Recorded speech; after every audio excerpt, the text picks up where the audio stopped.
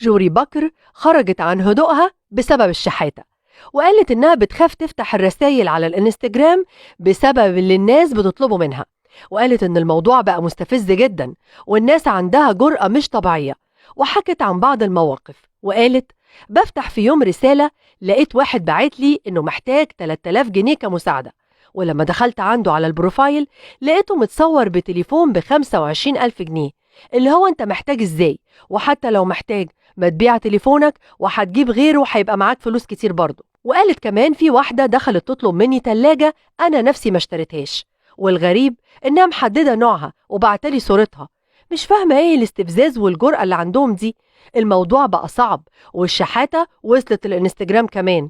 انزلوا اشتغلوا وانجحوا يا جماعة وهاتوا كل اللي انتوا عاوزينه.